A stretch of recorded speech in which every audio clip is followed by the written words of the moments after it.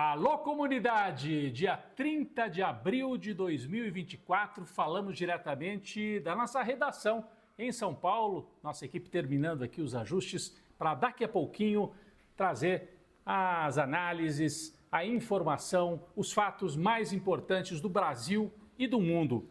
Boa noite para você que mora nesse país em que os colunistas da imprensa tradicional seguem em busca do bolsonarismo moderado. Existe isso? Nós vamos debater bastante esse tema. Por que eles estão obcecados com essa ideia de um bolsonarismo moderado? Vamos falar também sobre um julgamento de um bolsonarista que não é nada moderado, é um daqueles radicais de extrema-direita, Jorge Seifi, senador. Tem o julgamento que vai acontecer daqui a pouquinho no TSE, pode perder o mandato de senador por Santa Catarina. Vamos debater também os números do desemprego. O Brasil chegou ao menor índice de desemprego dos últimos 10 anos para um início de ano. Só que a imprensa brasileira está fingindo que não vê. Vamos tratar desse assunto daqui a pouco. Sigo aqui para o estúdio com o Chico Sá e a Gabi. Agora a gente acompanha os outros destaques do ICL Notícias, segunda edição, com o nosso locutor, Oliveira Júnior. Veja no ICL Notícias, segunda edição. Para debater o combate a crimes contra a democracia. Pode dar em cassação. Para serem presos e agora terem pena. TSE retoma o julgamento do senador bolsonarista Jorge Seifi por abuso de poder econômico. Pode dar em prisão. Juiz manda Trump apagar mensagens com ofensas a testemunhas e jurados no caso do suposto suborno de atriz pornô. To exit safely and peacefully. Pode dar em manipulação. Números de desemprego melhoram, mas a imprensa tradicional finge que não vê. Pode dar em festa. Quando o salário mínimo aumenta. Os preparativos do presidente Lula para o 1º de maio, Dia do Trabalhador. O ICL Notícias, segunda edição, está no ar.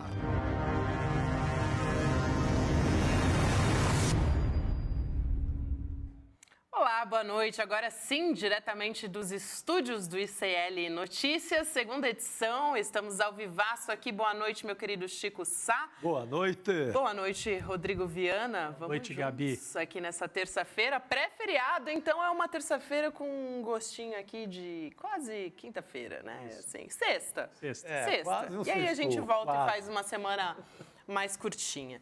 Mas a gente tem muita notícia por aqui, agora a gente vai acompanhar, vai falar a respeito do julgamento do senador Jorge Seifi no Tribunal Superior Eleitoral. Já tem algumas fontes sendo ouvidas nos bastidores pela imprensa de que parece que o Seifi está se formando, né, todo ali um terreno para que ele seja absolvido nessas acusações de abuso de poder econômico e deve manter o mandato do senador bolsonarista. A gente vai falar a respeito disso. Leandro Demore vem aqui também conversar com a gente sobre a mídia e o desemprego. Você deve ter visto manchetes diferentes aí ao longo do dia em portais.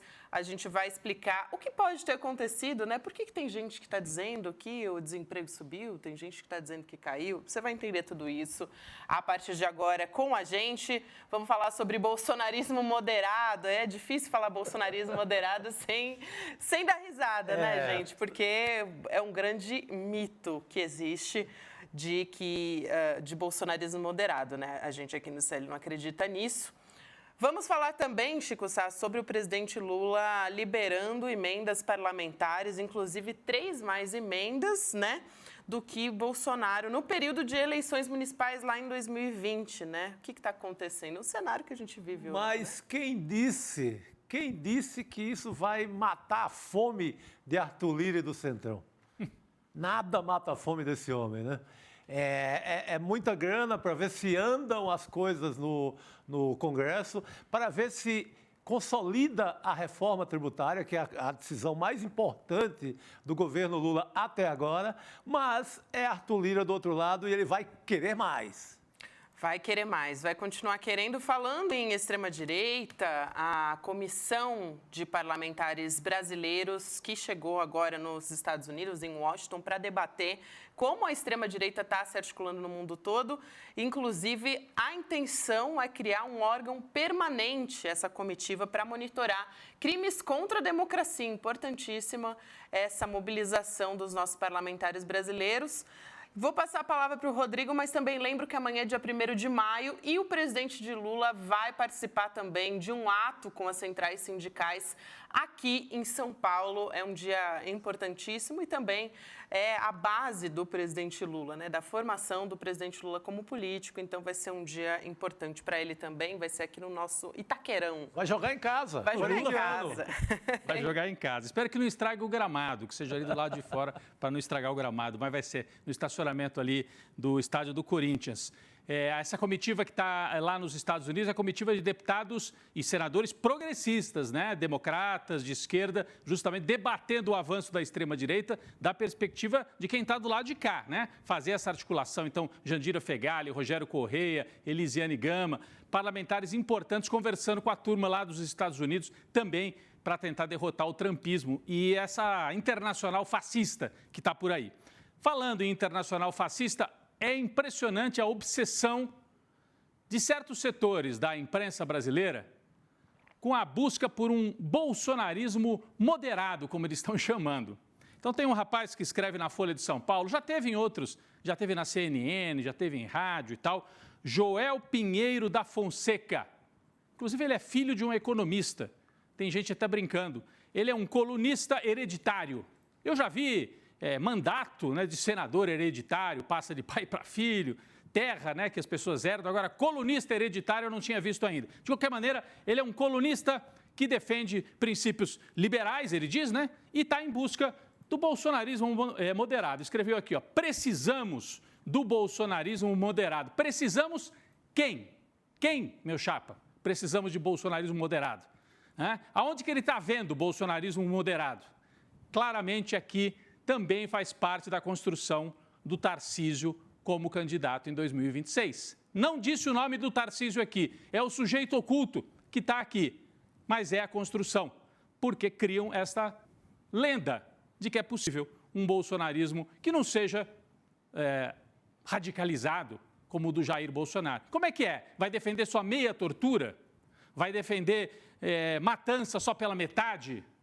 Ditadura pela metade? Como é que é essa moderação que a gente não consegue entender direito, mas consegue entender o que está por trás da construção desse discurso, que é a ideia de, em vez de apostar numa terceira via liberal, faz logo a segunda via, Lula, e do outro lado, alguém que dialogue com o bolsonarismo, mas cumpra as pautas dos neoliberais, dos empresários, da Faria Lima, dos donos de jornais e até dos colunistas hereditários que estão defendendo o bolsonarismo moderado. Já houve debate na internet sobre isso hoje. Professor Christian Lynch, cientista político, rebateu esse artigo e escreveu o seguinte: por que é errado falar em bolsonarismo moderado? Há um problema conceitual aqui sobre o que significa bolsonarismo. Bolsonarismo não é sinônimo de direita, explica o professor Lynch. Direita é um gênero, bolsonarista é a espécie, uma espécie radical, extremista, golpista, favorável à ditadura e à tortura. Como é que você vai defender, então, que existam bolsonaristas moderados? Ele diz, você poderia defender uma direita moderada, mas não bolsonarismo moderado. É uma postagem bem interessante, ela continua, destaquei aqui só o começo. Quem escreveu sobre isso também no nosso site, serienoticias.com.br, foi o Chico Alves, o editor do site. E ele escreve até de maneira bem humorada, 6 lições de ouro para quem quiser praticar o bolsonarismo moderado. E aqui de baixo, né, a manchete, aliás, aqui acima, o sorriso algo assustador de Jair Bolsonaro e do Tarcísio das marteladas. Quais são as 6 lições de ouro? A gente separou aqui para mostrar.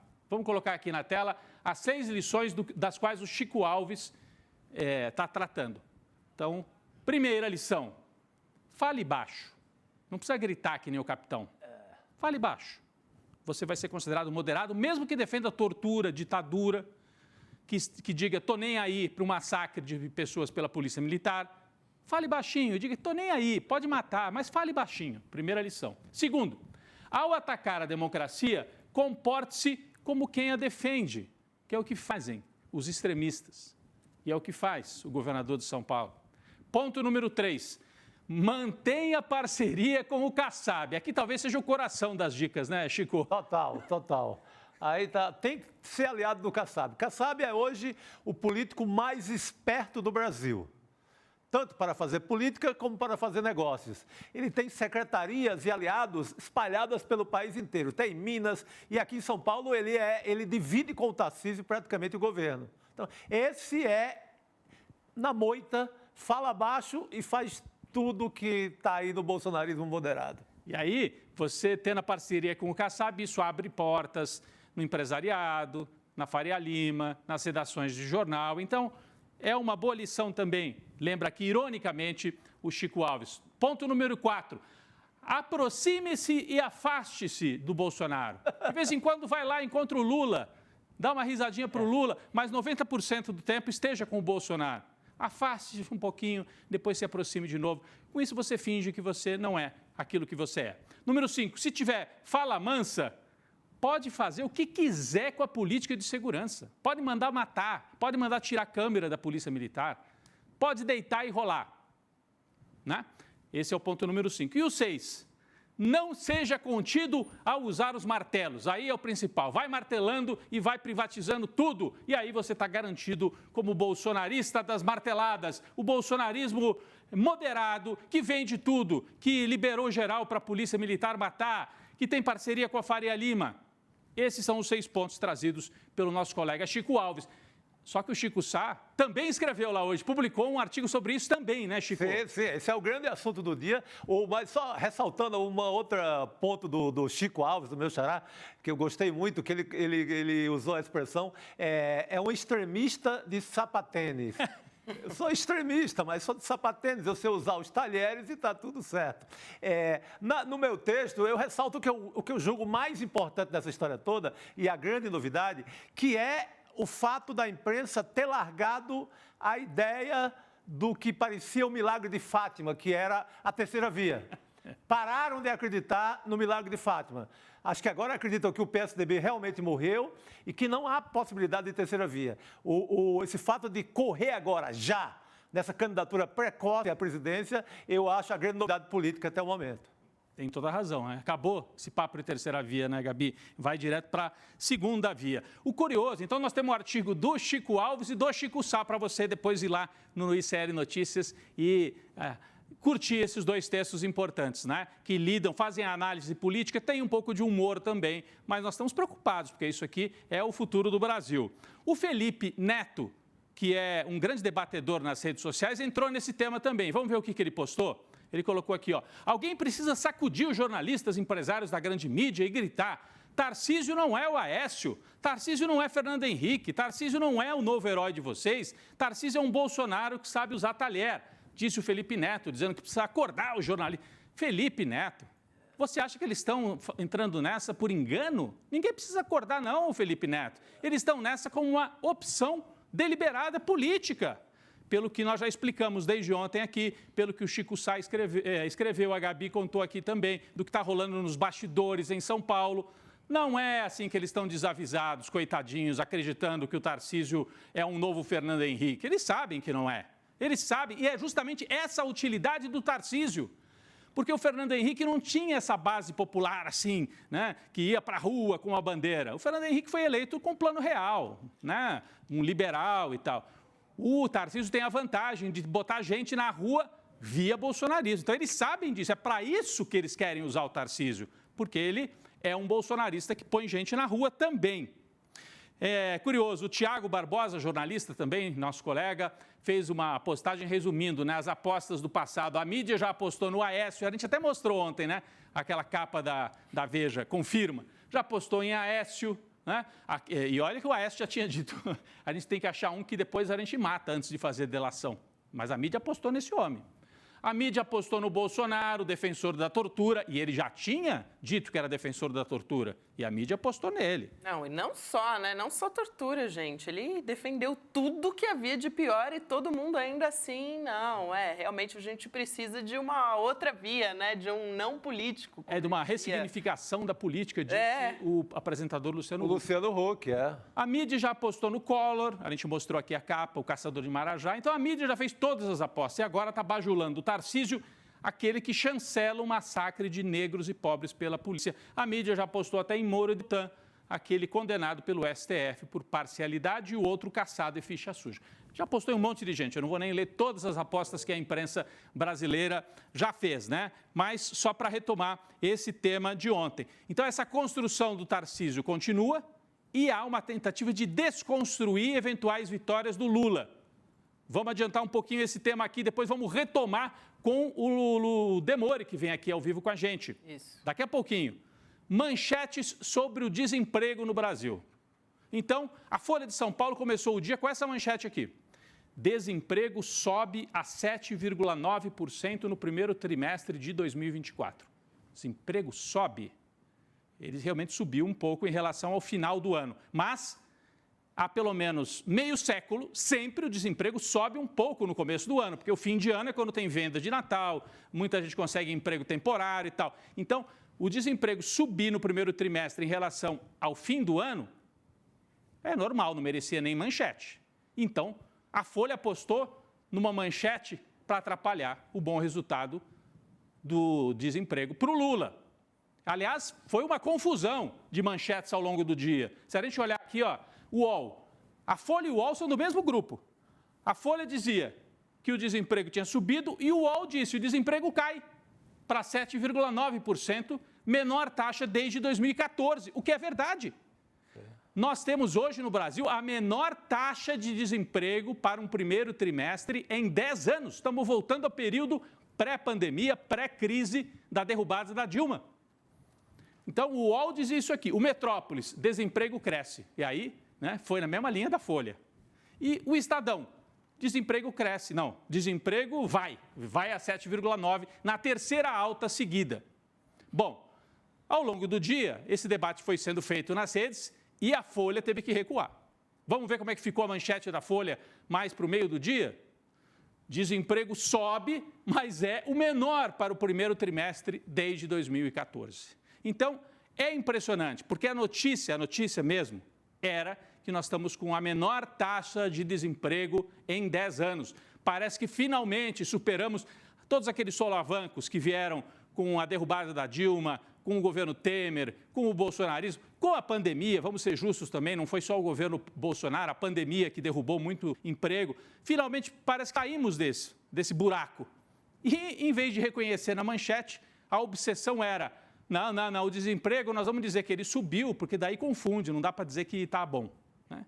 Apesar de ser a melhor taxa em 10 anos. É uma construção que é exatamente o oposto do que fizeram ontem com o Tarcísio na questão dos furtos. Com o Lula é assim, o desemprego atinge um nível baixo, recorde, só que a gente diz que ele subiu. E com o Tarcísio é o contrário, os furtos subiram muito em São Paulo. Mas nós vamos dizer que caíram em relação ao ano passado. Mas o Tarcísio está batendo recorde em relação ao governador anterior. Então, são critérios assim que a gente não consegue entender do ponto de vista jornalístico, mas entende profundamente do ponto de vista dessa construção política que vai se fazendo no Brasil. De um governador que precisa ser vendido como alternativa, que é vendido como um bolsonarista moderado, e do outro lado o Lula, que mais uma vez colhe resultados bons na economia, não são espetaculares, mas são bons. Está indo, está melhorando, a sensação começa a melhorar, mas as manchetes não podem refletir isso, porque já há uma preparação para a campanha de 2026. É esse o quadro que nós temos, vamos voltar a isso, né, Chico, Gabi, com o Demore, ele vai trazer mais análises sobre esse tipo de interpretação, números para lá, números para cá, e por que a imprensa está tão afoita? Acho que o Chico Sá já matou aqui a charada. É que eles já desistiram de meio termo, de terceira via, então precisam desde agora construir esse nome alternativo, porque o Lula é muito conhecido. Então, se você quer lançar um candidato contra o Lula, que não seja o Bolsonaro, tem que começar a construir desde agora. Não pode, né, se dar o luxo de ser só na reta final, em cima da hora. É isso que está acontecendo nesse momento e a gente vai seguir acompanhando aqui no ICL Notícias. Vamos ver o quanto que isso vai conseguir ser construído se continuarem essas políticas, por exemplo, na área da segurança pública, né? O quanto que vai conseguir se defender essa operação de massacre, por exemplo, que está sendo feita nas operações da Polícia Militar, né? A gente vai continuar acompanhando essa história toda. Falando em Tarcísio, Rodrigo, o governador de São Paulo, ele tem movido também as peças para livrar justamente o senador Jorge Seife dessa história, né, do julgamento. A gente conversa daqui a pouco com um advogado especialista em direito eleitoral, a Maíra Hecker, vem aqui conversar com a gente sobre esse julgamento no Tribunal Superior Eleitoral, que está avaliando a cassação do mandato do Seife.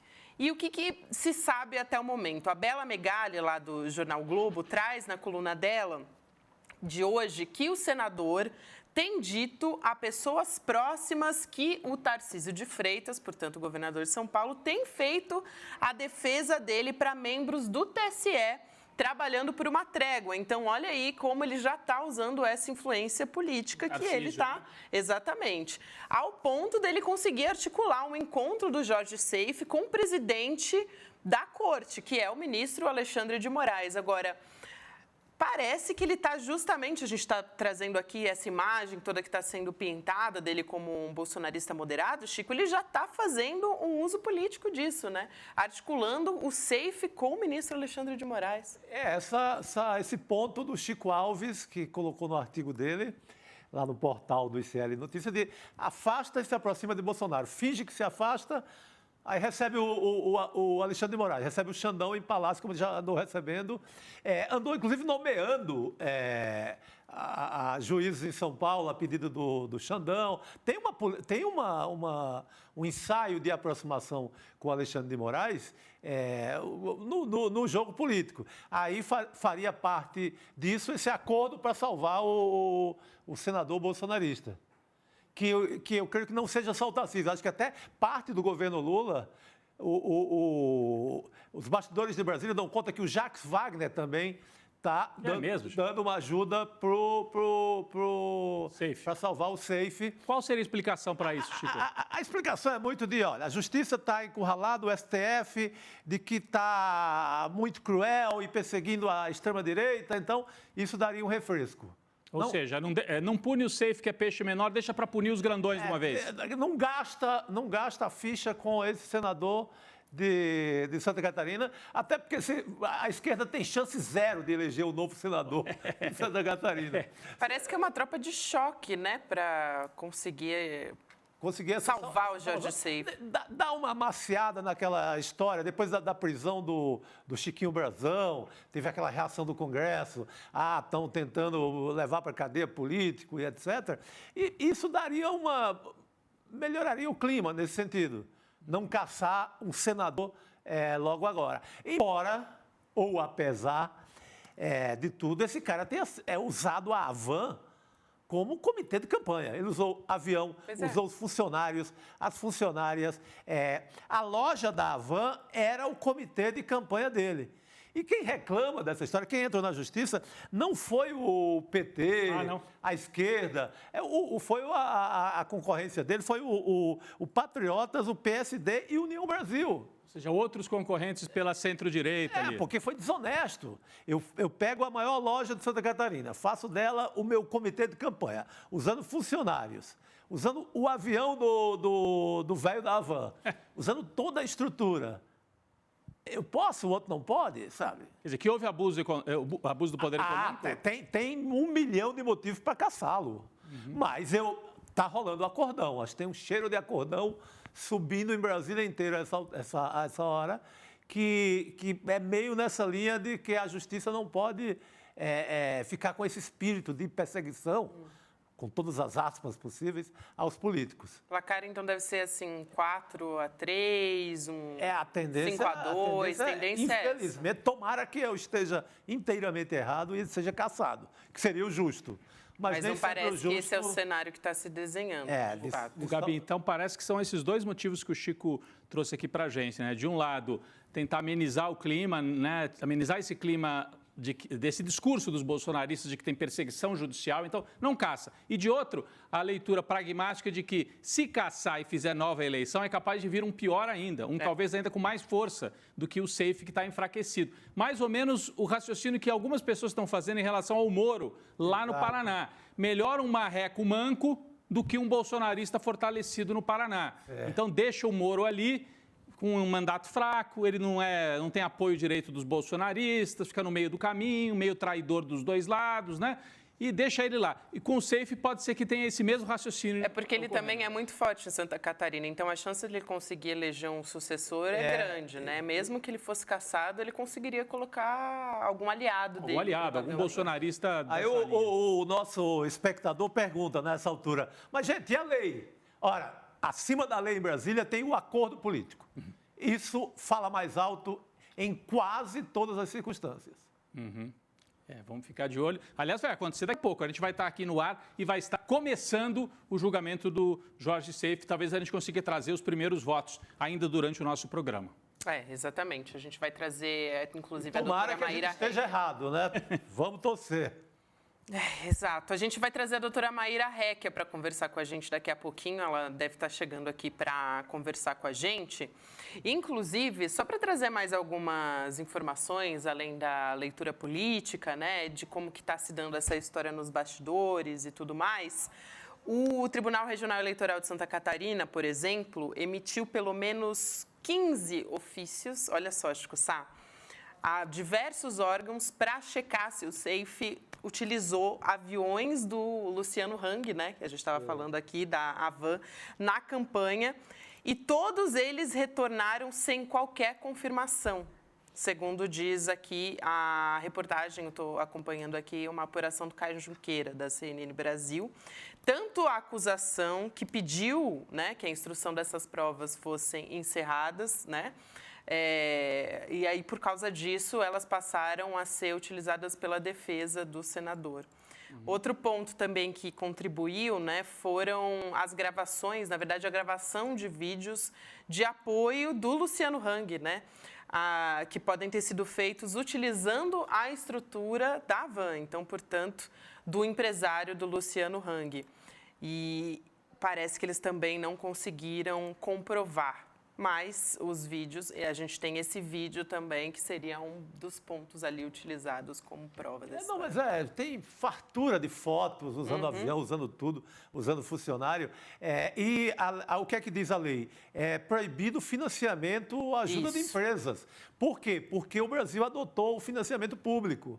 Antes não, antes era as empresas, cada um dava o que queria. Agora não pode. E depois cobrava em licitações, etc. Agora e não a manobra pode. agora qual que é, né? A pessoa física vai lá e faz a doação, né? Quer dizer, o grande empresário vai lá e faz a doação. Tem um limite também, né? Não pode doar acima de um determinado limite. Eu queria só trazer aqui informação, o julgamento vai começar daqui a pouquinho, no TSE, tá? Para quem foi pego assim meio de surpresa, Tribunal Superior Eleitoral. Isso. A sessão começa com o voto do relator do caso no TSE, o ministro Floriano de Azevedo Marques. Há uma apuração no jornal O Globo de que ele estaria mais propenso a votar pela cassação, mas poderia mudar o seu voto na última hora. A gente vai ter que aguardar um pouquinho, em alguns minutos vamos saber disso. São 7 juízes no total. Ele será cassado se ao menos 4 votarem a favor. Precisa ter pelo menos 4-3, aí o Jorge Seife, do PL de Santa Catarina, perderia o mandato. Quem é que vota, além do Floriano de Azevedo Marques? Votam André Ramos Tavares, Maria Isabel Diniz, Raul Araújo, Cássio Nunes Marques, porque tem os representantes do Supremo que estão lá, né? Cássio Nunes Marques, Carmen Lúcia e o próprio Alexandre de Moraes, que preside a corte, o TSE. 3 dos membros do TSE são rotativos, vêm sempre do STF, além dos ministros fixos. Né? Imagina para a imagem do Xandão, do Alexandre de Moraes, se ele volta para não caçar. O ajuda a eliminar essa ideia do bolsonarismo, de que ele é muito radical, que ele é ditador. Dá uma amaciada nisso e ele fica mais à vontade para depois, inclusive, prender o Bolsonaro, por exemplo. Para depois caçar e prender quem precisa ser preso. Entendeu? Então, esse tipo de leitura que é feito nesse momento. E é real. E só para lembrar, por que vocês estão falando tanto desse senador? É que o senador ele é tão representativo no bolsonarismo, ele é chamado pelo próprio Bolsonaro como 06. Isso que eu ia falar agora. Ah, boa. Não, prefiro da justamente. sua voz. Imagina, que isso, Chico Sá. Imagina, de jeito nenhum, mas eu ia justamente dizer isso. Ele é chamado de 06 pelo ex-presidente Jair Bolsonaro, como de se fosse tão um próximo. Como se fosse um dos filhos de Bolsonaro, né? De tão próximo que ele é. Ele encarna, de fato, o bolsonarismo. Inclusive, vale lembrar, a gente vai chamar a doutora Maíra aqui para conversar, vale lembrar esse momento do safe na CPMI do golpe no ano passado, durante o depoimento do general Gustavo Henrique Dutra, ex-comandante militar do Planalto, durante o 8 de janeiro. Ele acusou o general de covarde por permitir a prisão dos golpistas do 8 de janeiro. Vamos assistir esse vídeo do Jorge Seife falando a respeito disso. Quero repetir para o senhor é um covarde e o senhor presta continência para comunista, e o senhor hoje serve a um ladrão, e o senhor traiu o seu povo. O senhor tinha todas as condições de desmobilizar os acampamentos, não fez, para deixar depois Flávio Dino. Como vocês não desmobilizaram, mas depois que virou governo, para adular esse governo de ladrão, de desgraçados, que arruinaram o nosso país e vão arruinar de novo, o senhor encaminha senhoras, senhores, famílias e crianças para serem presos e agora terem pena, general covarde. Rapaz, Esse tá aí o exemplo perfeito do bolsonarismo moderado. é isso aí que é o bolsonarismo moderado, né? Tá aí. Para quem não sabia, tá aí. País, governo comunista, seus ladrões, general covarde. Que loucura, hein, Gabi? Que loucura mesmo. Inclusive, é interessante como eles usam isso, né, a seu favor, porque depende do general que é covarde, né? Porque tem muitos aí que não são citados. Ele estava falando com um general, né? Esse depoimento, só para quem não entendeu, ele estava falando com um general ali na comissão, né? Exato. Ele estava falando com o ex-comandante militar do Planalto durante o 8 de janeiro, né? O Gustavo Henrique Dutra. Vamos conversar, então, com a doutora Maíra Reck a respeito disso. A sessão vai começar agora às 7 horas da noite, com voto do relator do caso no TSE, o ministro Floriano de Azevedo Marques. Doutora Maíra, boa noite. Um prazer falar contigo aqui no ICL Notícias, segunda edição. Boa noite, Gabi. Boa noite a todas as pessoas que estão nos assistindo. Imagina, para mim é sempre uma honra, um prazer estar aqui com vocês. Doutora Maíra, vamos lá, então. A gente está acompanhando aqui a cobertura da imprensa a respeito disso. A Malu Gaspar, do Globo, por exemplo, outras pessoas também trazendo a informação de que o ministro Floriano ia votar, aliás, pela cassação e agora vai mudar o voto. Será? Como é que fica essa história? A gente tem a expectativa de que realmente o Seife consiga se safar dessa? Quero te ouvir a respeito disso.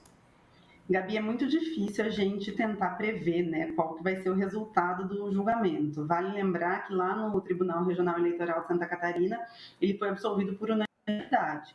Muito embora, assim, eu dei uma olhada no processo, os indícios eles são bastante contundentes na questão do abuso de poder econômico. Veja, o que a Lei Complementar 6490, ela visa proibir é justamente o abuso que causa um desequilíbrio no pleito entre os concorrentes. Então, a gente fala do abuso de poder político, abuso de poder econômico, uso indevido dos veículos de comunicação social, e me parece um tanto quanto cristalino se você tem uma estrutura tal qual a do Luciano Hang, né, com todas as lojas da Havan, com todos ou grande parte de seus funcionários, com o aporte financeiro que ele tem, em prol de uma determinada candidatura, isso é indício suficiente, junto com as provas que foram coligidas, foram atraídas para o bojo da ação, de abuso de poder econômico, que culmina aí com a cassação do mandato da chapa inteira, que nós estamos falando de uma chapa majoritária, e declaração também de inelegibilidade.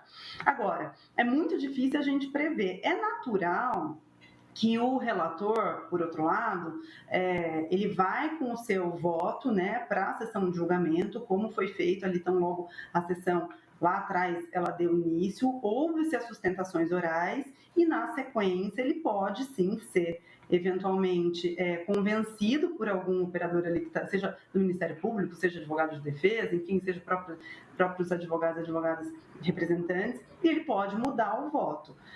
Não tem nada de legal nisso. O ministro Floriano, aliás, é um ministro bastante ponderado, de notável saber jurídico de fato, então, qualquer que seja a decisão do ministro Floriano, acho que ela vai vir muito bem embasada.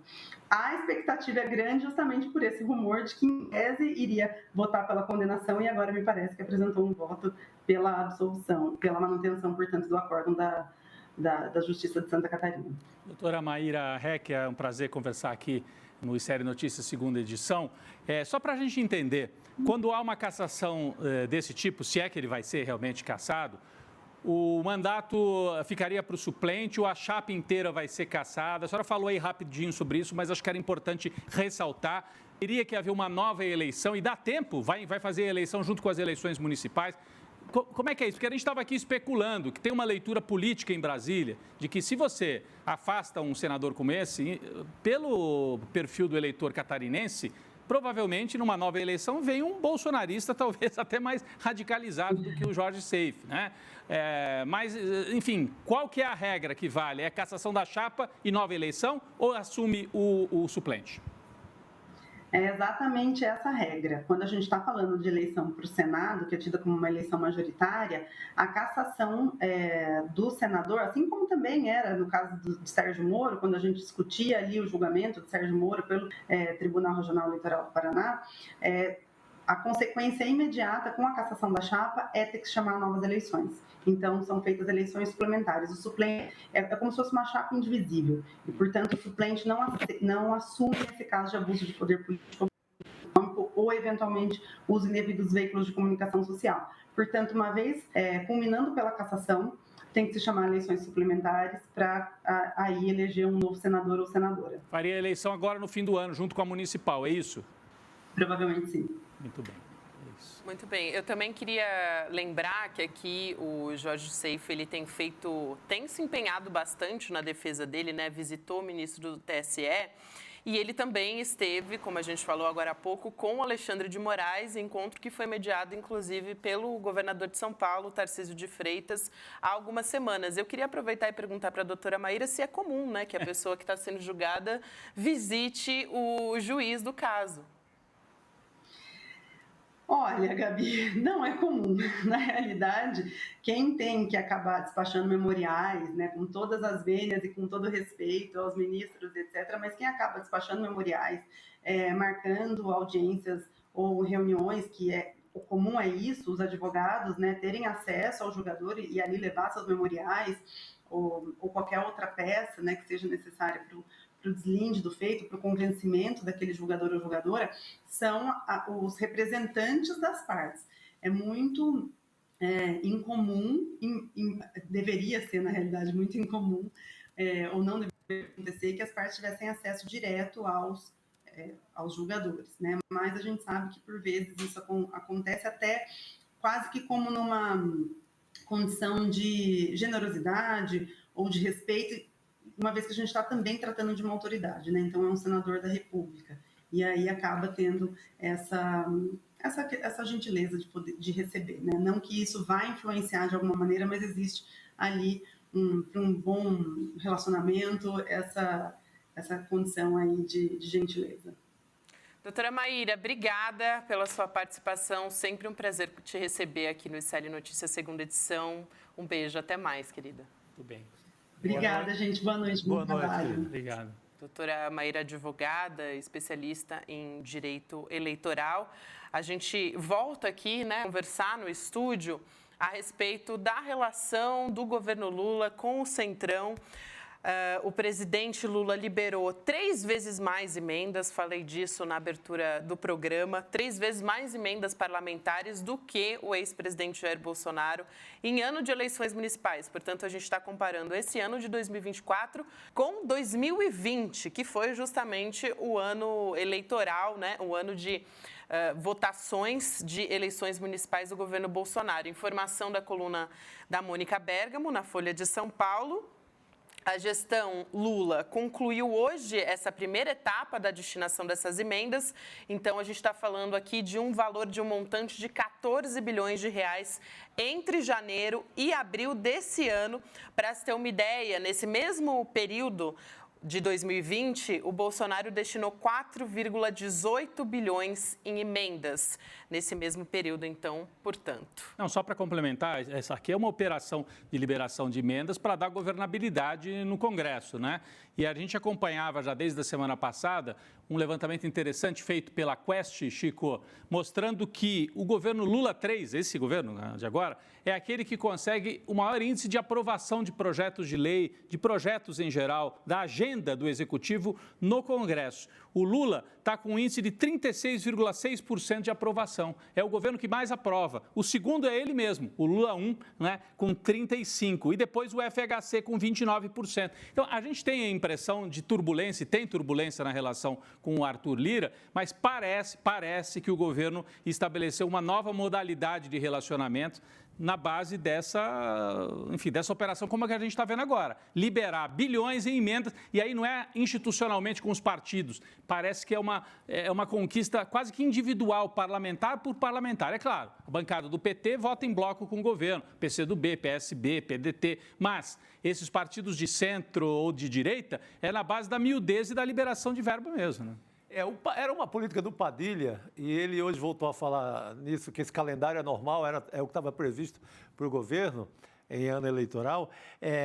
Acho que o Padilha tentou, numa estratégia do Planalto, minar até o próprio Arthur Lira com essa negociação homem a homem, digamos. Pega ali o político a político, porque você quebraria um pouco a ideia do centrão, de discutir isso em bloco, e o Arthur Lira tem mais poder. Mas eu creio que não conseguiu quebrar quanto o governo queria. Continua comendo muito na mão do Arthur Lira. Essa liberação de hoje passa muito por ele. Encontrou o Lula recentemente, é quem está chiando, porque tem um apetite descomunal, né? O cara já saiu o primo dele do INCRA em Alagoas, ele já... Tentaram colocar o MST e o Paulo Teixeira tentou nomear outro cara mais à esquerda, mais ligado aos movimentos sociais. O Arthur Lira já foi, derrubou, já colocou outro, não é parente, mas é uma nomeação muito ligada à família dele e ao poder político dele lá. Então, passa sempre pelo apetite descomunal deste senhor chamado Arthur Lira. Muito bem. Muito bem, Chico. Aqui, inclusive, o Alisson Silva Paixão lembra, né? Vai ser maior mesmo porque os deputados obrigaram a colocar no orçamento, né? Lembrando que eles fizeram essa votação, colocaram uma boa grana ali, ainda teve uma porcentagem, uma parte do valor que foi vetada pelo presidente Lula, né? A Cristiane Rodrigues diz: toda essa grana não é suficiente para Arthur Lira. E era o que a gente estava conversando aqui, né? O Centrão quer abocanhar cada vez mais. Você tem que considerar que o Lula já vetou 5 bilhões. Os caras queriam isso e mais 5 bilhões. 5. Na verdade, são 52 bilhões de emendas parlamentares no orçamento desse ano. O Lula vetou 10%, que dá os 5 bi. E liberou agora 14. Então, ainda tem dinheiro para liberar, até junho, né? Que é quando até é o prazo. Junho, que é o prazo. Porque depois, quando começa o período eleitoral em eleição municipal, o governo tem muita restrição, porque daí, senão vira gasto eleitoral. Em véspera de eleição, não pode, né? Tem que ser até 30 de junho. Mas o que acontece nesses momentos? A gula sem fim do Congresso e do Arthur Lira, do Centrão, leva mais emenda do que estava previsto. Acontece que o governo tem que fazer coisas terríveis, como cortar na educação, na saúde. Então, isso é uma desgraça para o país. E isso desmantela qualquer planejamento. Sei lá, a Nízia tinha planejado mandar tais tratamentos ou tais vacinas para determinado estado. Vem um lote desse de emenda do senhor Arthur Lira, isso desmantela. Saúde vai ter que gastar menos e não manda recursos realmente para a saúde em alguns municípios. Então, cada investida dessa do Centrão, ela desorienta qualquer ideia de uma boa política pública. Porque você não tem garantia que essas emendas serão aplicadas realmente para um bom gasto do país, para que as prefeituras vão fazer, em conjunto com o governo federal, um bom uso daquele dinheiro. Você não tem garantia alguma. É isso, Chico. Inclusive, o Rodrigo falou aqui que ainda tem um bom valor que pode ser destinado, né, que os parlamentares têm para destinar para os seus redutos. Ainda eles têm 47,5 bilhões para destinar aos seus redutos em 2024, mesmo com o veto do presidente Lula de pouco mais de 5 bilhões de reais. Inclusive, aqui só para trazer mais informações da coluna da Mônica Bergamo, né? A Secretaria das Relações Institucionais diz que 92% desses 14 bilhões que já estão comprometidos, né, estão associados a emendas apresentadas para ações no Ministério da Saúde. Então, isso pode ampliar o investimento justamente no Sistema Único de Saúde, né, no SUS. Então, 92% desse valor, só para trazer aqui essa informação para a gente. Leandro Demore já está aqui chegando para conversar com a gente, né? O moderado Leandro Demore. Aí sim, é o moderado, sensato, é outra parada. Olha ele aí. Tudo bem, meus caros? Tudo bem, Gabi? Boa noite, querido. Bom, a gente estava conversando aqui na abertura do ICL Notícias segunda edição, né, Demore? A gente já deu spoiler que você ia voltar a falar com a gente sobre essa história de alguns portais, né, a Folha de São Paulo, inclusive, parecendo não estar satisfeita com o bom resultado na criação de empregos no país, né? Então, a gente tem, por exemplo, o IBGE informando hoje que o desemprego atingiu o menor patamar em 10 anos, para o trimestre, né, que acabou, em março. Esse índice, inclusive, cresce do último trimestre do ano para o primeiro do ano seguinte. Isso porque, enfim, as empresas contratam, né, no final do ano, esse pessoal para trabalhar nesses empregos temporários. Enfim, fim de ano, precisa de mais gente, mais vendas nas lojas e tudo mais. E no começo do ano, essas pessoas saem, né? A ideia é essa. Assim, sempre todo mundo assim. sabe que funciona Historicamente assim. é assim. Nunca Exatamente. mudou. Só que aí, isso bastou para que a Folha resolvesse dizer que o desemprego no país está em alta, né? Inclusive, o próprio UOL, que é um portal parceiro da Folha, eles são do mesmo grupo, manchetou justamente o oposto. Então, acaba causando uma confusão em tá lendo. Quer dizer, entra no UOL, tem uma manchete, entra na Folha, tem outra. Isso. Gabi, tem várias coisas misturado aí, né? Primeiro, a cobertura de economia dos jornais brasileiros, principalmente a Folha. Eu leio a Folha todas as manhãs no Desperta, né? Então, eu tô bem habituado, assim, a ler os textos da Folha. Assim, é a complicação e a enrolação pelo prazer de complicar e enrolar, sabe? Desemprego sobe, desemprego cai. Assim, primeiro que a própria manchete poderia ser construída de um jeito diferente, né? Mais pessoas estão empregadas no Brasil, ponto. Não é mais fácil das pessoas entenderem? Desemprego cai, taxa menor. Primeiro, ninguém entende absolutamente nada do que está escrito. Acho que as pessoas entram tanto num vício de cobrir economia que ficam falando para eles próprios. Assim, ninguém chega nem no rodapé das matérias, né? Nunca. Eu brinco de manhã cedo que eu, o editor e o repórter somos as únicas pessoas que chegam no rodapé das matérias dos jornais, né? Que leiam até embaixo. E outra coisa que a gente viu aí, principalmente com o desbloqueio aí depois do caso do Elon Musk, a imprensa, a grande imprensa, boa parte dela, a maior parte dela, virou os canhões contra o governo Lula. Isso está bem claro e vai bater principalmente em relação à economia. Por um lado, porque está a serviço de grandes empresas que pagam a brincadeira para a nossa comunidade que ainda não sabe como funciona a imprensa, né? A imprensa ela é sustentada por grandes empresas. Hoje, cada vez mais. Boa parte do dinheiro da publicidade, que era muito pulverizado na imprensa, ele foi para a internet. Então, os médios e pequenos anunciantes, a imensa maioria deles foi anunciar no Google, no Facebook, no Instagram, ele levou o seu dinheiro embora da imprensa, né?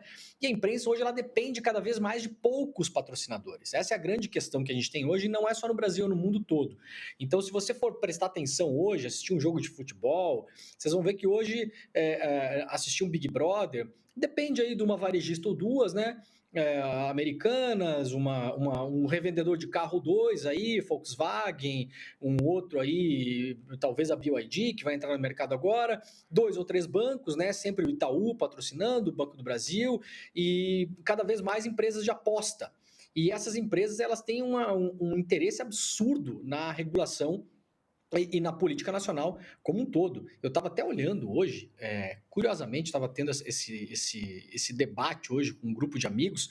Olha só a notícia, para vocês terem uma ideia, tá? Só para a gente tentar entender quem paga a brincadeira, então por que a imprensa fala o que ela fala e ela vai atacar o governo em relação à economia? Porque ela quer uma economia totalmente desregulada, desregulamentada no geral. Não quer reforma tributária do jeito que o Haddad quer passar, não quer taxar super rico, não quer voltar a onerar isonomicamente os 17 setores da economia que hoje são beneficiados, inclusive a própria imprensa. Aí eu estava vendo hoje, Gabi, olha só, matéria de janeiro, 18 de janeiro da Folha de São Paulo. Brasileiros gastaram em 2023, em apostas online, só em 2023, 50 bilhões de reais. 50 bilhões. Sabe quanto que é o Bolsa Família total para 2023? 14. 15. É 4 Bolsa Família. E esse dinheiro isso aí é um esquema legalizado pela falta de regulação, de evasão de divisas, porque as empresas todas têm sede fora do Brasil. Então nós mandamos em 2023, meu caro Chico, meu caro Rodrigo, 50 bilhões para fora do Brasil. Dinheiro nosso. A média de gasto por brasileiro é 20% no salário mínimo. E, então, assim, Gabi, são empresas como essas empresas que pagam a imprensa hoje. Então, a imprensa vai ser boca de boneco, de ventríloco dos interesses do capital, dessa galera toda, da Faria Lima, né? Então, não tem jeito, vai tentar puxar para baixo, vai sempre colocar um mas, né? O Rodrigo é muito bom em pegar essas coisas. Economia vai bem, mas tinha uma na Folha hoje, Rodrigo. Tinha. Economia vai bem, PIB vai bem, mas não sabe se é sustentável. Então, vamos trazer justamente, a gente ia trazer para você comentar essa aqui, é sobre a pobreza. Olha só, notícia com abortagem até engraçada, como você disse, né? A divulgação do nível de extrema pobreza no país. Extrema pobreza cai a nível recorde. A dúvida é se isso se sustenta. Rapaz, na manchete, você pode até levantar isso num artigo depois e tal. Eu acho, né, Chico, normal. Agora, é como a notícia o Brasil ganhou a Copa do Mundo. A dúvida é se vai ganhar a próxima. É o departamento Mãe de Ná, né? Mãe de Ná. Tem que chamar a Mãe de Ná para comentar, não a gente. Inclusive, só para trazer informação a respeito disso antes do Demore comentar, só para você ter uma ideia, a gente tem até um gráfico sobre isso, né? O percentual de 8,3% de brasileiros na extrema pobreza é o menor da série histórica, que começou em 2012. Olha só esse gráfico. Olha só, acompanhando a série de queda, a gente tem, por exemplo, 14 no governo Bolsonaro, né? Isso, a pobreza extrema caindo a nível recorde em percentual da população, né? Por renda per capita de até R$300. Portanto, gente... assim, só para a gente ser bem correto também, né? Ali no Bolsonaro, o 14 é em 2021, no auge da pandemia. Então, há um aumento da extrema pobreza, esse é um dado... Exatamente. Depois, agora, o importante, Demore, Chico, Gabi, todas que nos acompanham, aliás, quem está só ouvindo, vale a pena olhar agora a tela para observar o gráfico. Nós temos um gráfico aí. Olha só, 2023, percentual de brasileiros na extrema pobreza, 8,3%. Está abaixo de antes da crise da saída da Dilma, está abaixo de 2012, 2013, 2014. Não é que está abaixo só da pandemia. Nós estamos no nível mais baixo de extrema pobreza da série histórica. De 2012, que começou lá em 2012. Que começou em 2012. Então, ou seja... essa é a manchete. Tudo bem, né, Chico? Depois você até especular, isso é sustentável, tem dificuldade. Mas, gente, a notícia é a notícia. Não dá para fugir da manchete. E meter um mas ali é impressionante. Não, e colocou no título, no né? título, que é como disse o Demore. Quem que vai até o final de uma reportagem? Tem muita gente que bate só o olho ali no título, no máximo lê o primeiro parágrafo, né, Demore? Então, essa da extrema Gabi, pobreza. Hoje pela manhã eu estava lendo, porque tem uma outra coisa que está pegando, né? Por que o governo está apanhando tanto nessa área de economia também? Que bizarramente é uma área em que o governo está indo bem. É um negócio bizarro. O governo está indo bem nessa área, né? Não está chegando na população ainda, mas eu acho, até o Rodrigo falou sobre isso na semana passada, se eu não me engano, foi você, Rodrigo, que os efeitos podem começar a chegar na população e a gente pode eventualmente começar a sentir daqui a pouquinho, né? O supermercado, aquela coisa toda. Então, mas assim, tem vários fatores. Um dos fatores hoje de manhã eu estava lendo os jornais, né, para fazer o programa, essa questão das desonerações. Vamos simplificar para as pessoas, porque também a linguagem burocrática, acho que às vezes ela é construída para que as pessoas não entendam porcaria nenhuma do que está sendo comunicado. Acho que é proposital, sabe? Desoneração, que virou assim, ninguém sabe do que se está falando, é basicamente o seguinte, gente, tem 17 setores da economia brasileira que pagam menos imposto para contratar funcionário. É isso, tá? Resumindo, esse é o negócio da desoneração que está se discutindo agora. Esse negócio começou lá no governo Dilma. Então a gente já tem histórico, Gabi, para saber, tem vários estudos que saíram aí da FGV, não sei, que você pode pegar os centros mais liberais, os centros da Unicamp e a FGV. Não criou emprego.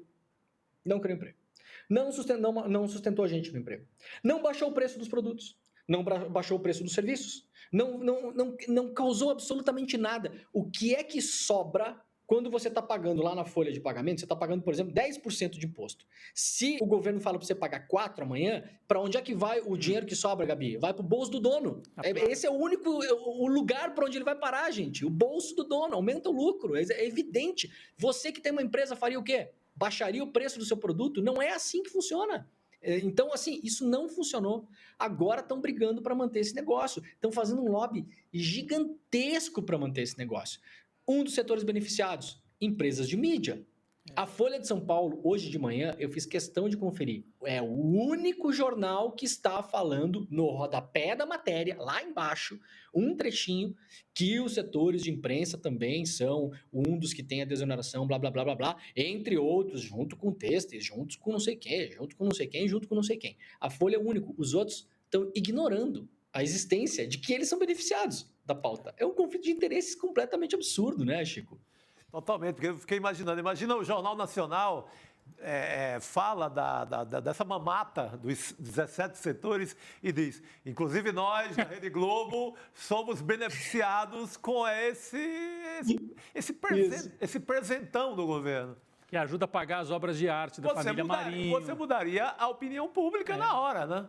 Mas, então, eles não vão dizer nunca. Imagina o Rodrigo Pacheco, senador. Eu, inclusive, e minha família, com as nossas duas, a Santa Rita e mais outras empresas de transportes que temos lá na grande BH, nós estamos sendo muito beneficiados nesse momento. Desmoralizava a tese dele de ser a favor dessa mamata. Então, ninguém vai dizer, ninguém está dizendo isso.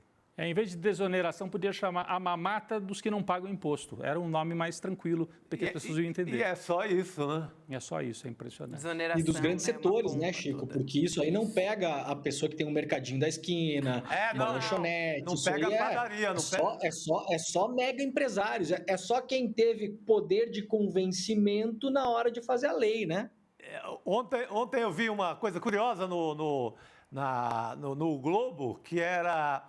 Eles editaram as matérias, essa da mamata, chamada desoneração, ao lado do Grupo Globo emprega mais do que tal ano. Pegaram um número lá que favorecesse, colocaram na manchete para sugerir ao glorioso leitor que, olha, é bom, a gente está empregando mais porque a gente está tendo essa mamata. Então, tem todas essas sutilezas que só o Demore pega todo dia no Desperta. É isso. Muito bom. Tem outro ponto aqui que eu queria trazer para o Demore, justamente, que é o bolsonarismo moderado, né? A gente tem conversado aqui, Demore, ele já está indo. É por isso que quando ele entrou eu falei o Demore moderado, porque eu sabia que ele ia entrar nesse assunto. É lógico, né? A mídia tradicional, além de atacar o Lula nessas manchetes, né? Onde não existe crítica a ser feita, tem trabalhado nessa construção do governador de São Paulo, Tarcísio de Freitas, como o bolsonarista moderado que pode ocupar esse lugar na presidência. Inclusive, hoje mais cedo, o colunista da Folha, o Joel Pinheiro, da Fonseca, falou justamente em bolsonarismo moderado. A gente trouxe também na abertura esse editorial que ele escreveu e, inclusive, Demore, a gente estava conversando aqui sobre como o Tarcísio já está usando isso politicamente, por exemplo, atuando até para salvar o Jorge Seife aí. Pelo menos essa é a expectativa nesse julgamento do TSE. Agora, a gente queria conversar contigo a respeito disso para tentar entender até que ponto a direita pode crescer com esse discurso de moderação, né? Querendo dizer, não, olha, a gente não é extrema-direita, a gente é uma direita mais limpinha, vamos dizer assim.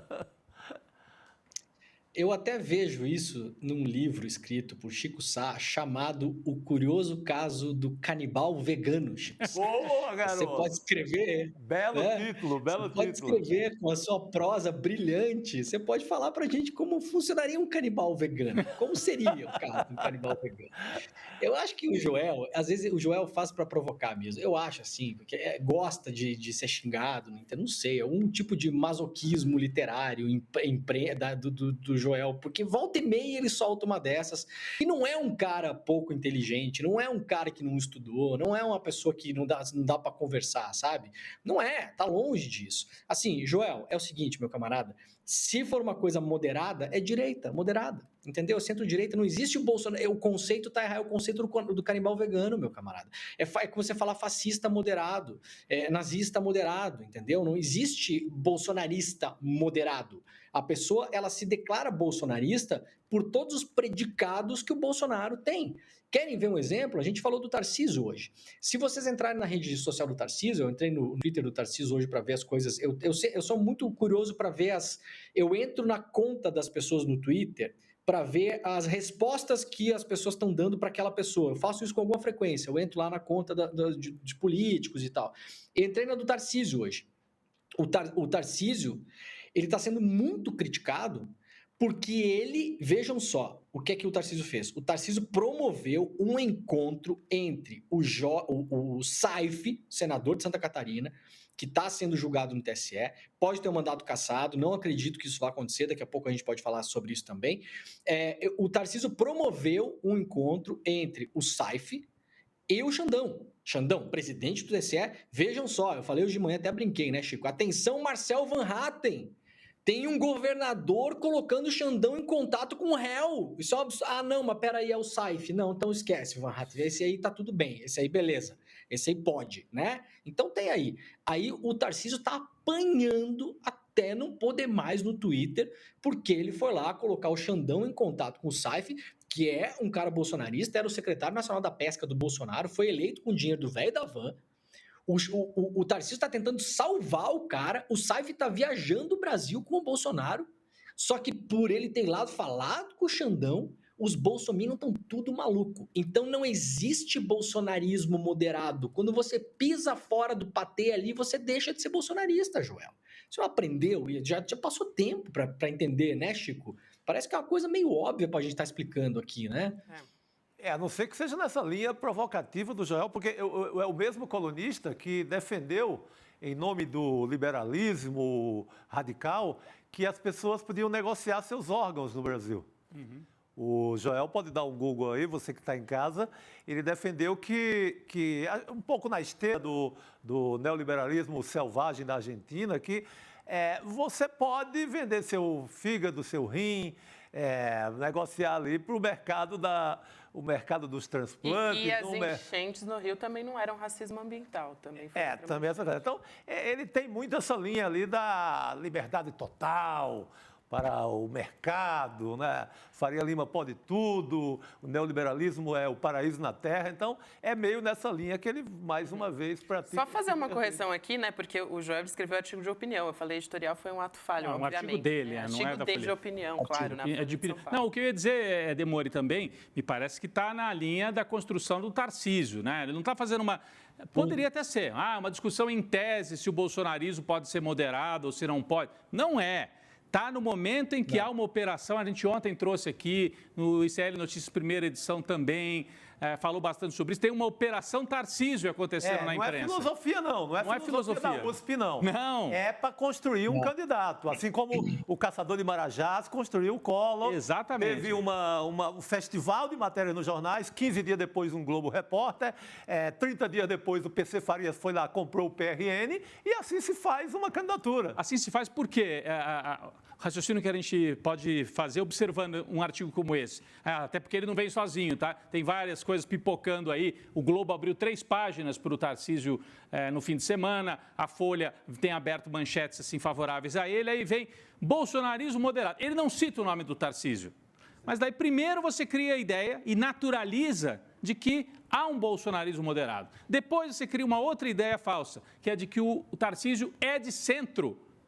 que foi o que fez a Veja algumas semanas atrás. Exato. Tarcísio é a alternativa de centro. Aí você junta as duas coisas. É uma construção que vai sendo feita tijolo por tijolo. Né? A gente pode chamar jornalística ou publicitária. Depende, você escolhe.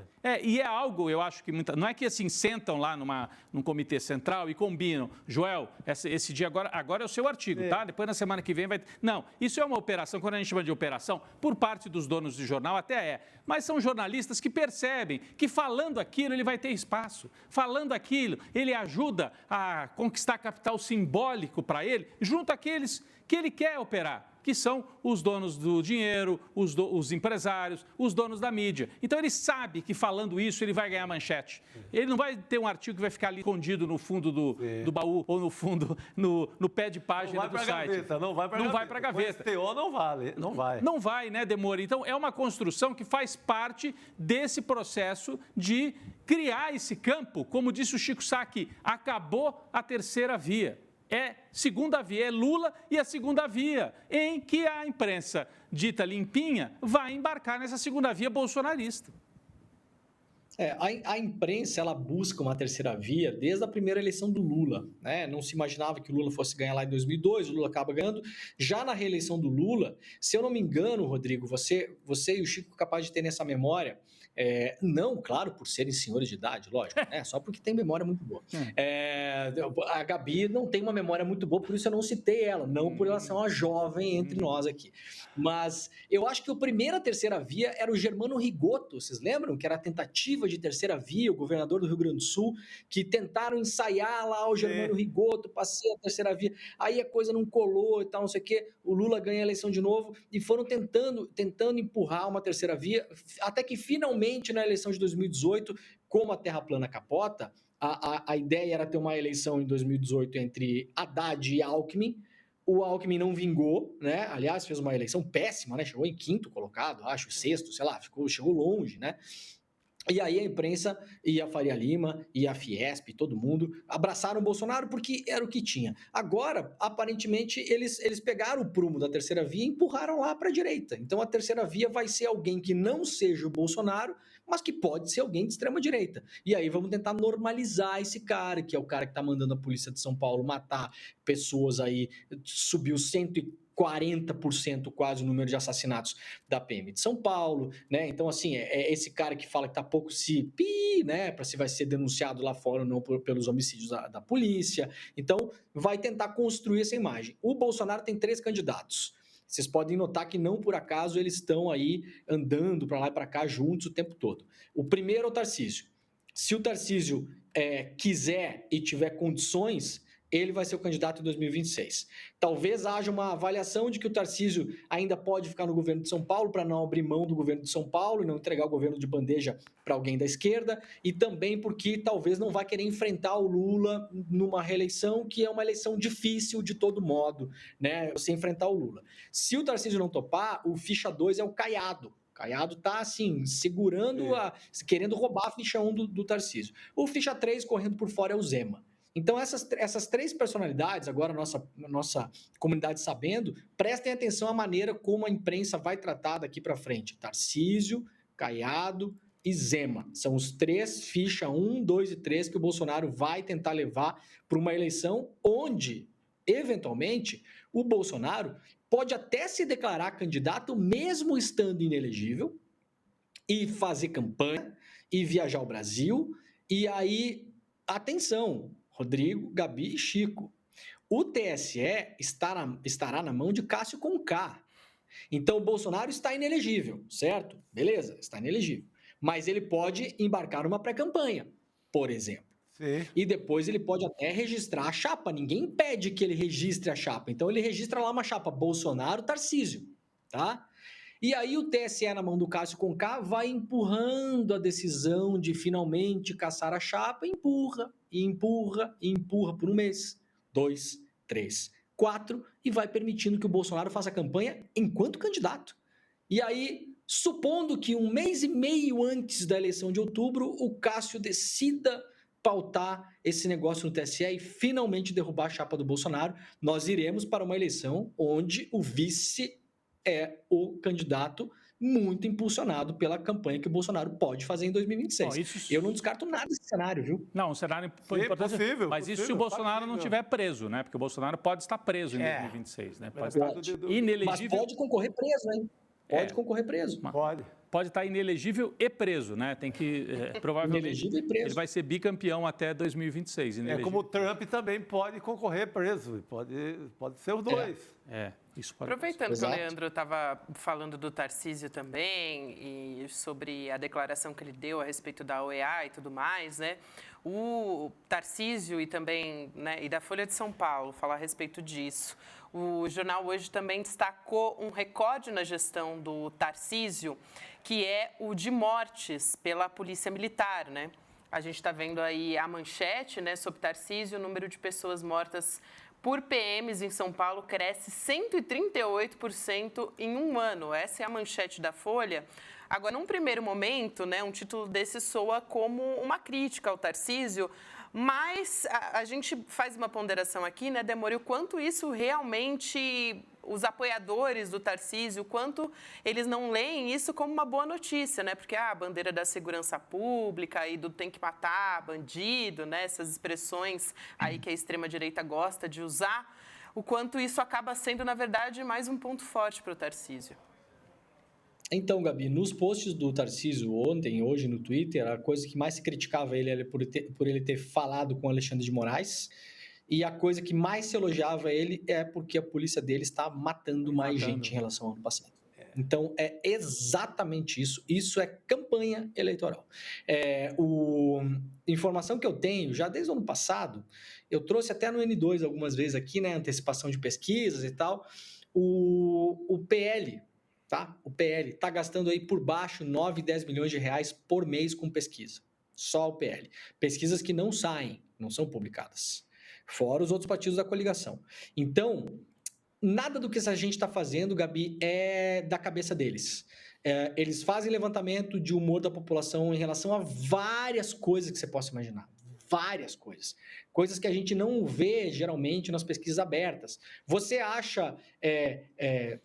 justo um policial matar uma pessoa que pareça um bandido? Perguntas assim, por exemplo, né? Você acha que um policial que mata uma pessoa que estava num ambiente estranho ou não sei o quê, você cria um cenário, deve ser punido ou não? Então, eles sabem que existe uma massa da população brasileira que quer ver sangue, que quer usar a polícia para matar pessoas, quer ter a sensação de que isso melhora a segurança da cidade. Não melhora, mas é a sensação, é o desejo de vingança. E isso tem um apoio muito forte em relação à população. E aí o Tarcísio, sabendo disso, isso é uma operação de eleição para esse ano, para as prefeituras. E por incrível que pareça, não é excludente de se construir uma imagem de um bolsonarista moderado, mesmo sendo a favor da matança. Ele é a favor da matança, mas ele é moderado, porque ele não prega abertamente a tortura, como o Bolsonaro. Não, porque ele faz operações da polícia militar. São operações, né? É uma coisa quase institucional. Ele né? defende como legais. Legais. Mas, Rodrigo, Chico, só desculpa te interromper, porque tem uma coisa importante que a gente não pode esquecer. O recorte populacional do tipo de eleitor que vota no Tarcísio, a gente tem que entender a cabeça dessa galera, tá? É a galera que vai, por exemplo, o Tarcísio anunciou que vai ter esse ano ainda um trem elétrico que vai ligar lá o aeroporto de Guarulhos, se não me engano. Primeiro trem elétrico, um trem super bonitão e tal, super moderno e tal, não sei o quê. É claro que não foi o Tarcísio que inventou isso aí está sendo construído há 50 mil anos em São Paulo. Finalmente, o Tarcísio deu sorte de pegar isso na mão dele para inaugurar agora. Sabe o que as pessoas estavam criticando lá? Então, elas estavam criticando o negócio do Xandão, que o Tarcísio se reuniu para salvar um bolsonarista, salvar um senador do Bolsonaro. Mesmo assim, imperdoável falar com o Xandão. Imperdoável. Estavam aplaudindo a polícia assassinar pessoas e estavam criticando o negócio do trem porque o trem é da BYD, que é da China. Chinês. O trem é chinês. Então a gente tem que entender o recorte populacional com quem ele fala. O trem é comunista. O trem é comunista. E fala em chinês. O trem, ele fala em chinês.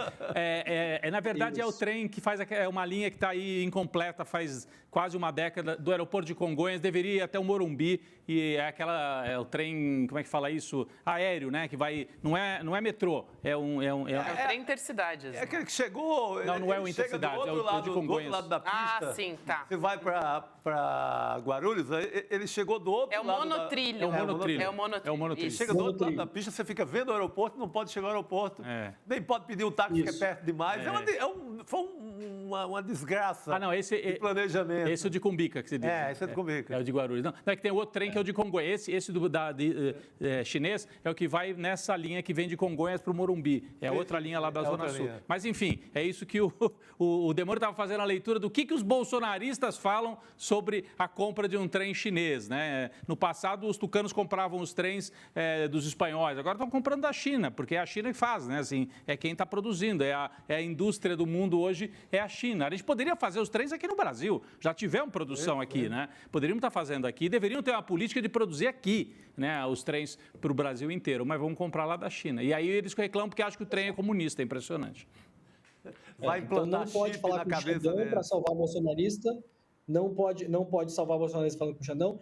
Tem que mandar a polícia matar e não pode ter trem chinês. Esse é o recorte mental do eleitor que o Tarcísio está buscando. Agora, Gabi, Chico, ontem a gente comentava aqui, eu lancei isso assim rapidamente, eu queria ouvir o Demore sobre isso.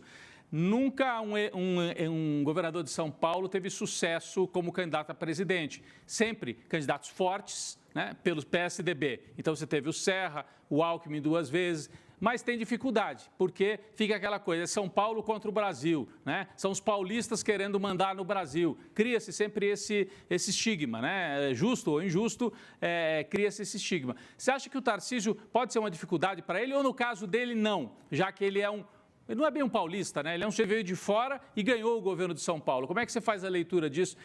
Foi uma dificuldade para o Serra e para o Alckmin, que foram fortes, foram governadores e não conseguiram chegar à presidência. Mas eu acho que o Tarcísio está num momento melhor, sabe, Rodrigo? Né? Eu tenho ainda a tese que essa derrota do Bolsonaro, ela foi acidental. O Bolsonaro eu acho que a gente está num ciclo de extrema-direita, não sou só eu que falo isso, né? Muita gente fala isso, eu viajo para os outros lugares, as pessoas têm a mesma leitura. O Haddad falou isso. O Haddad falou isso na entrevista no domingo. Isso.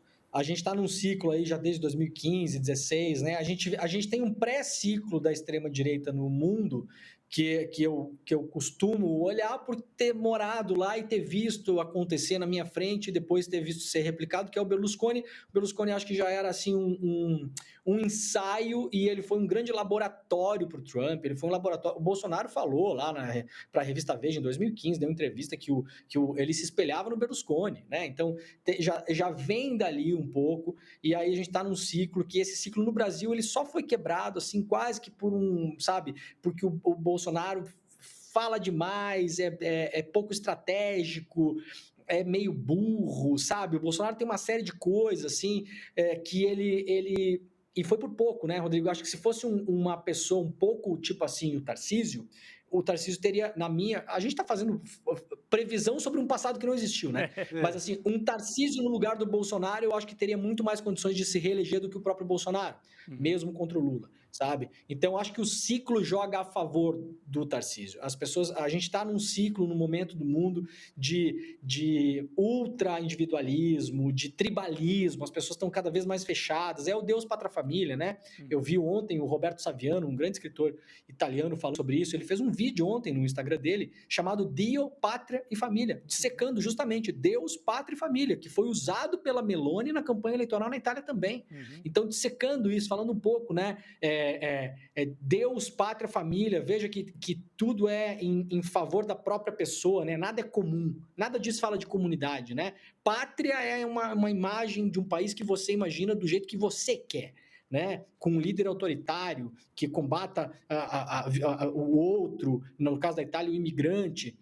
Deus é aquela coisa apelativa, né? Se eu fizer qualquer merda, Deus está do meu lado. Se eu matar alguém porque é petista, Deus está do meu lado. Deus sabe o que faz. Se eu for para cadeia porque eu assassinei o cara que estava na festa de aniversário com a toalha do Lula, Deus sabe o que é melhor para mim. Então, se eu quero uma coisa, eu vou pedir para Deus. Nunca foi sorte, sempre foi Deus. Essa coisa, assim, então é uma visão de mundo e família, o familismo, né? Não é a família, assim, bacana que a gente pensa, que pode ser estendida estendida para os amigos e tal. Não, família é o familismo, é o nosso, é o meu. Como diz o Bolsonaro na reunião que vazou lá, se eu puder dar um filé mignon para o meu filho comer, eu vou dar o filé mignon para o meu filho comer. Ou seja, dane-se o mundo, e se eu precisar roubar, é isso. E se eu precisar fazer um absurdo e trocar o cara da Polícia Federal, é isso mesmo que eu vou fazer, porque o que importa é família. Então, veja, é um ciclo mundial, a gente vê isso em vários países do mundo. A gente está num ciclo de esgarçamento total das estruturas, né?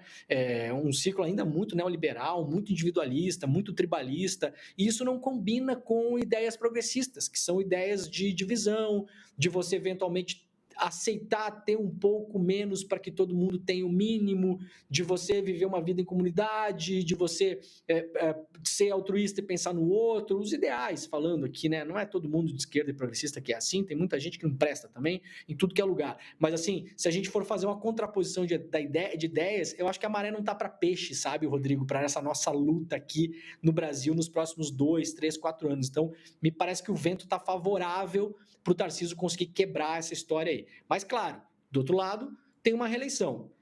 Eu acho que é mais difícil perder uma reeleição do que um governador de São Paulo ganhar, o prefeito ou o governador ganhar a presidência. O Bolsonaro foi o único que conseguiu perder uma reeleição para a presidência da República, né? Conseguiu perder. Se o Lula chegar mais ou menos bem lá, e com saúde, com um governo que não tenha problemas graves, mesmo com a imprensa lutando contra e tal, se o povo conseguir sentir no bolso mesmo que a vida está melhorando, se o Lula conseguir entregar no final do mandato, no último ano, que vai ser 2026, isenção de imposto de renda para quem ganha até 5 mil, isso aí vai pegar milhões de pessoas. Imagina a pessoa que ganha até 5 mil não paga mais nada de imposto de renda. Então são políticas que foram prometidas, que se elas forem entregues, é uma eleição difícil para o Tarcísio, para o Zema, para o Caiado, para qualquer um que for querer lutar contra o Lula nessa reeleição. Mas eu acho que o vento, no geral, a maré não está muito para peixe, assim, sabe? Para ideias progressistas e coletivistas no geral, no mundo todo.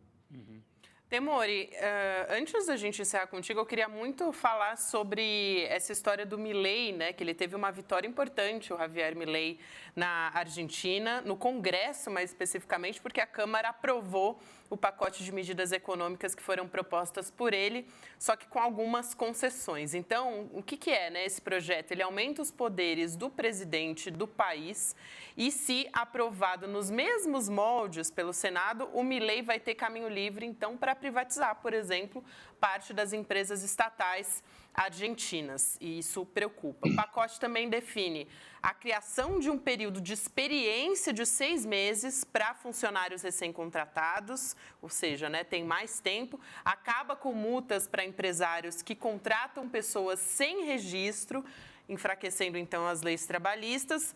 O texto também dá poder para que o Milei tome decisão sem passar pelo Congresso, que podem envolver temas econômicos, enfim, várias questões aí, né, que a gente pode tratar aqui. O presidente também, ele diz, né, ele alega que as reformas são necessárias para uma recuperação econômica no país, e essa crise é tão grande que o consumo de carne caiu 18,5% na Argentina de um ano para outro e atingiu o menor nível em 30 anos. O que está acontecendo na Argentina hoje, né? A população está sentindo muito fortemente isso, né, Demônio? A Argentina está na lona, né, Gabi? Eu conheço muito bem a Argentina, eu nasci, cresci, me criei na fronteira com a Argentina, né? A minha cidade fica a 30 quilômetros de Bernardo Irigoyen, que é a fronteira seca ali na região de Misiones, né?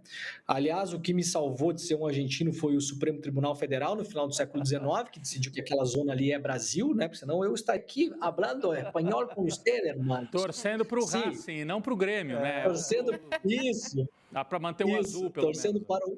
Torcendo para o Racing, que é parecido com o Grêmio, que, aliás, joga hoje às 8 horas. Espero que o Renato não abandone o time no meio do campo também, inclusive, como fez no outro jogo. Mas a Argentina, eu já vi vários momentos da Argentina, sabe, Gabi? Vários momentos. Já tive muita inveja deles na minha adolescência, que os caras estavam dolarizados, então os caras vinham cheios de marra com o bonezinho do Lakers, com um tênis Nike que a gente não conseguia comprar, né? Uns carrões, iam pra praia e tal, não sei o quê. Depois aquela fantasia do dólar acabou, né?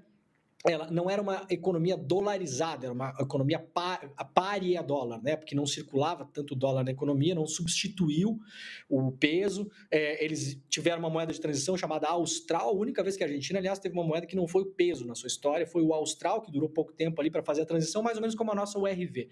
E aí depois, com a dolarização, aconteceu uma coisa muito parecida com o que está acontecendo hoje, que eu consigo observar assim. A dolarização, ela quebrou as empresas na Argentina. Quebrou. Porque imagina, a empresa argentina começou a concorrer em dólar com empresas instaladas nos Estados Unidos, no México, na Malásia, na China, na Índia, no Paquistão. Quebrou, né? O parque industrial argentino foi para o espaço. E essas empresas foram vendidas a preço de banana para grupos internacionais.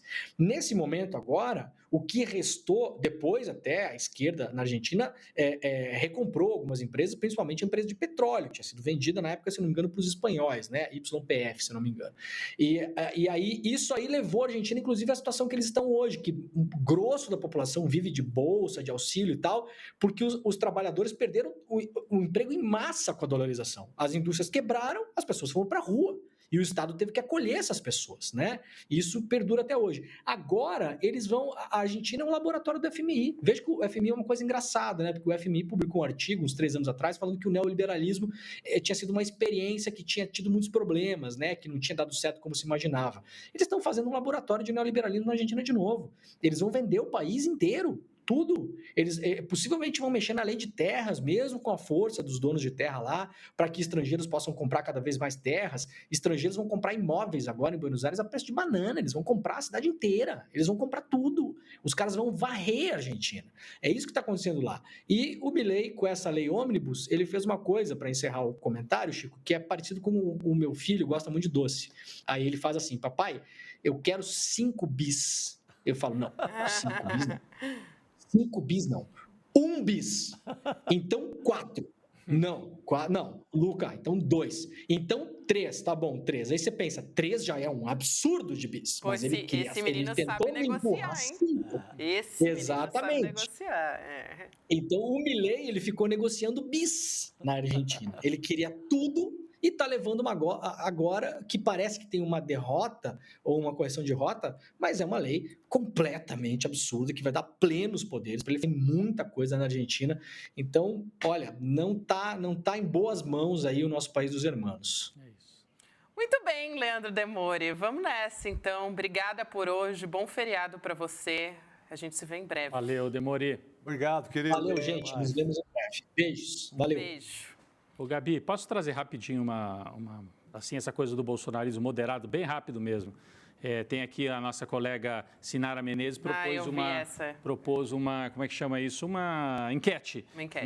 Bolsonarismo moderado para você é o mesmo que? Vamos pedir para quem está no nosso chat dizer o que acha, né? O que você acha que a gente poderia... Como que a gente poderia definir o bolsonarismo moderado? É um fascista equilibrado? É um nazista técnico?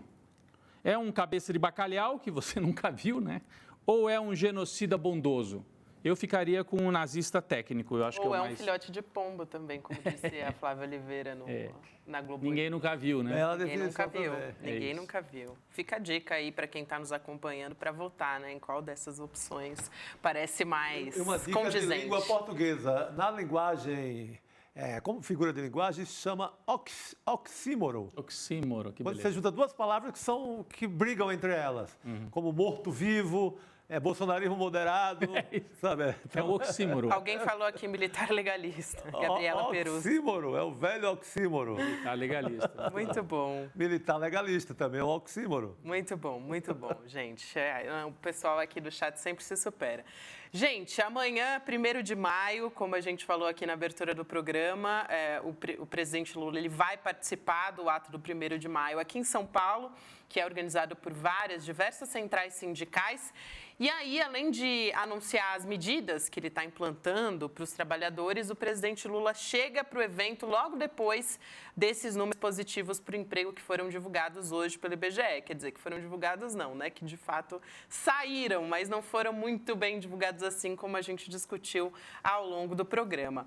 Agora, uma boa notícia é quem não vai estar lá, né? Tanto o governador de São Paulo, Tarcísio de Freitas, o prefeito também, o Ricardo Nunes, eles foram convidados, mas eles não vão participar vai acontecer, como eu já disse, no Itaquerão, que é o estádio do Corinthians, né, o Química Arena, que fica em Itaquera, né, obviamente no extremo leste aqui de São Paulo. E você pode assistir esse evento, a gente vai transmitir nos portais do ICL a partir das 10 horas da manhã para ver as declarações, né? Normalmente o presidente Lula costuma mesmo dar a declaração no 1º de maio, faz um discurso e ele tem todo esse histórico, né, de desenvolvimento dele político nos sindicatos, né, Chico?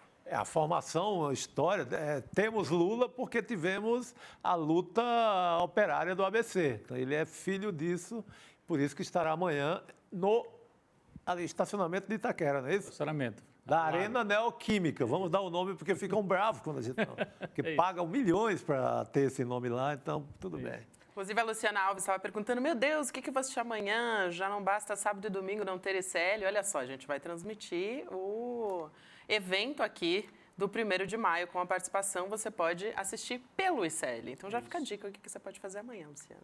Fica a dica para você. Bom, gente, falando em Dia do Trabalhador, né, Dia do Trabalho, a gente tem falado muito dessas mudanças nos últimos anos, sobre como cada vez mais, né, as pessoas estão virando empreendedoras, mas muito do capitalismo cada vez mais sugando as pessoas. A gente vai ter um evento incrível do ICL que está nadando na contramão, né, do que se fala sobre empreendedorismo hoje no Brasil, que vai ser o Despertar Empreendedor. Hoje é o último dia para garantir o seu ingresso para o Despertar Empreendedor com preço de primeiro lote. Então, isso vai mudar a partir de amanhã. Depois não vai dizer que eu não avisei. Primeiro grande evento também presencial do ICL, que está sendo promovido aqui pelo ICL. Como o Rodrigo disse ontem, é uma oportunidade também da nossa comunidade do ICL se encontrar com grandes personalidades, se encontrar com a gente também, né? Que está todo dia a gente fazendo essa comunicação. É que eu quero me gambar, como diz o outro, mas a gente vai estar lá, né? A gente vai estar lá. Me gambar. Os ingressos estão à venda com condições especiais para você que é aluno do ICL, para você também que faz parte do Investidor Mestre. O Despertar Empreendedor, só lembrando, acontece entre os dias 14 e 16 de junho, no Espaço Vibra São Paulo, que é uma das maiores casas de show aqui do Brasil, e programação com atividade ao longo do dia inteiro. Tem palestra, tem várias oportunidades também de fazer o seu negócio acontecer. Vamos assistir o que diz o Eduardo Moreira sobre isso. A gente está fazendo história, construindo a maior comunidade de empreendedorismo e negócios do Brasil, hackeando o sistema e vencendo eles nas regras deles. Mas isso tudo é só o começo, porque agora chegou a hora de despertar. A hora de construir um empreendedorismo onde os negócios prosperam e as pessoas têm dignidade. Esse momento histórico vai acontecer aqui, na Vibra São Paulo, a maior casa de espetáculos do Brasil, nos dias 14, 15 e 16 de junho. Anotem na agenda e se preparem. Mais de 4.000 pessoas juntas, participando do evento de empreendedorismo mais incrível já realizado no Brasil. Aqui, a gente vai assistir ao melhor grupo de palestrantes já reunido no Brasil. Palestras técnicas com grandes especialistas e shows maravilhosos para sacudir a plateia e colocar essa casa abaixo. E vão ter várias dinâmicas também, para vocês poderem ampliar a rede de relacionamento de vocês e, quem sabe, fazerem vários negócios. Você não pode perder essa chance. Participe do Despertar Empreendedor, esse evento único. Vamos redefinir o conceito de empreendedorismo no Brasil. Muito bem, então. Não fica fora dessa, você pode acessar despertar2024.com.br para garantir o seu ingresso ainda hoje no preço do primeiro lote. Depois vai mudar, vai ficar mais caro. Então fica a dica para você. É isso, minha gente. Então, amanhã a gente vai ter programação a partir das 10 horas da manhã, transmitindo esse evento do 1º de maio com a presença do presidente Lula.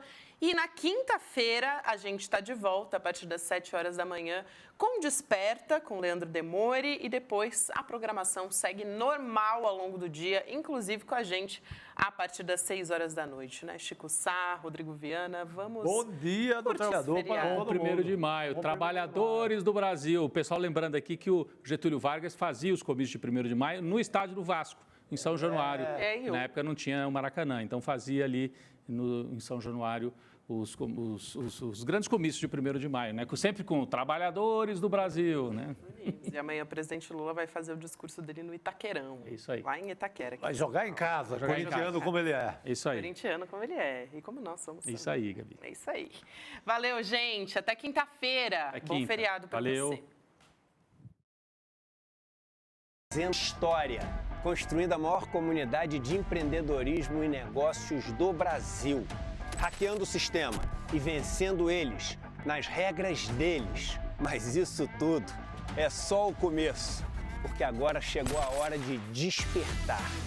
A hora de construir um empreendedorismo onde os negócios prosperam e as pessoas têm dignidade. Esse momento histórico vai acontecer aqui, na Vibra São Paulo, a maior casa de espetáculos do Brasil, nos dias 14, 15 e 16 de junho. Anotem na agenda e se preparem. Mais de 4.000 pessoas juntas, participando do evento de empreendedorismo mais incrível já realizado no Brasil. Aqui, a gente vai assistir ao melhor grupo de palestrantes já reunido no Brasil. Palestras técnicas com grandes especialistas e shows maravilhosos para sacudir a plateia e colocar essa casa abaixo. E vão ter várias dinâmicas também, para vocês poderem ampliar a rede de relacionamento de vocês e, quem sabe, fazerem vários negócios. Você não pode perder essa chance. Participe do Despertar Empreendedor, esse evento único. Vamos redefinir o conceito de empreendedorismo no Brasil.